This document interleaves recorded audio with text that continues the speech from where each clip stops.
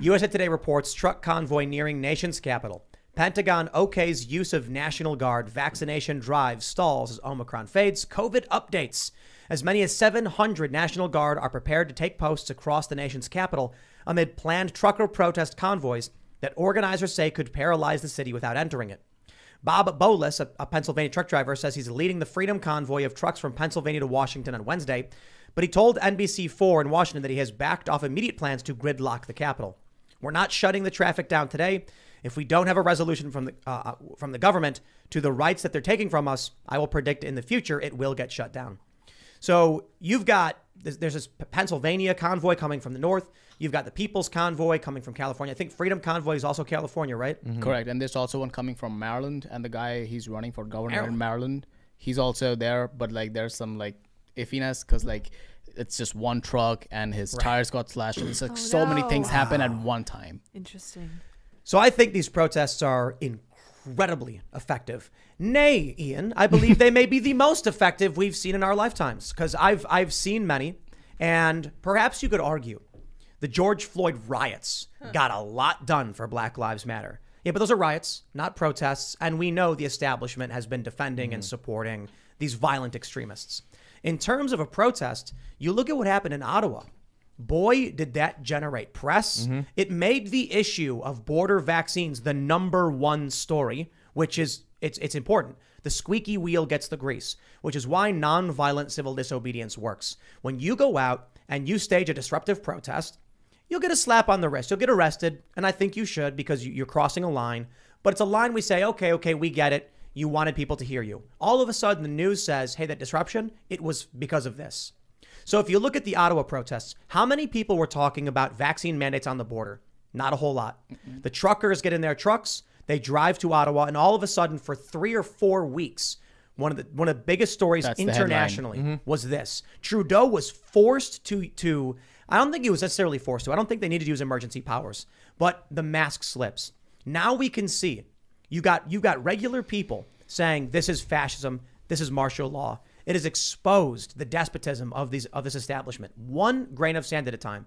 I'm not going to pretend like there's a revolution overnight from truckers honking their horns, but people can see the double standard. They can see the BS hierarchy, we call it now, not hypocrisy, that the left gets away with this stuff and the right gets punished for it.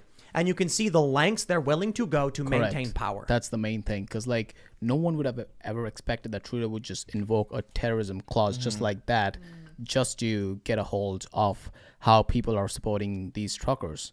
Like, just think about that for a fact. Like, to think about the fact that the thing which they did in terms of, like, freezing the bank accounts and even to reach as far as the crypto stuff, like, the fact that Trudeau went that far, I think that just credits the truckers that without them putting this up front and center, no one would have guessed that the prime minister could go as far as to getting a hold of your personal bank account. I did think that they would invoke terrorism stuff because of the noise. And roll ones all you want, guys, but noise can be violent. You can kill someone with too much noise. But terrorism, though, that has terrorism by definition has like a political motive to it. Well, right? I think that they were trying to scare people, or this is the mentality of what they're going to say. They're trying to scare people to get their politics accomplished. They're trying to frighten them into submission. Ian, come on, man. They're honking their horns. I know, but this is I'm wargaming the scenario right now. A fascist dictatorship will use this argument and say, your honking is violent. You are aggressing on the people, and we're going to invoke whatever we need to stop it. And that is exactly why it was an effective protest. Because any sane, rational person is hearing that going, what? Yeah. Just honking. What are you talking about? But when you're there, I thought it was just Plug your honking ears. until I watched a video of a guy that lives there, and it's like, okay, it's not just honking. Like it's a nonstop all day. I mean, it's going to be not comfortable, but I agree with Sonic's take where I think what happened in Ottawa actually exposed the Canadian government, because I think we've all, all of us were like, hey, they wouldn't go that far. Then we saw the freezing of the bank accounts. Then we saw the videos of these police officers rolling up to these truckers and just busting out their windows. Then we saw the viral footage of that disabled woman trampled by the horse. So I think that was actually really effective in exposing the Canadian government, because we never knew that they could be that authoritarian. I mean, up to my knowledge. My concern is if you want to expose the American government and its fascist ways, okay, but if you hold a piece of meat out in front of a hungry wolf and it bites your hand,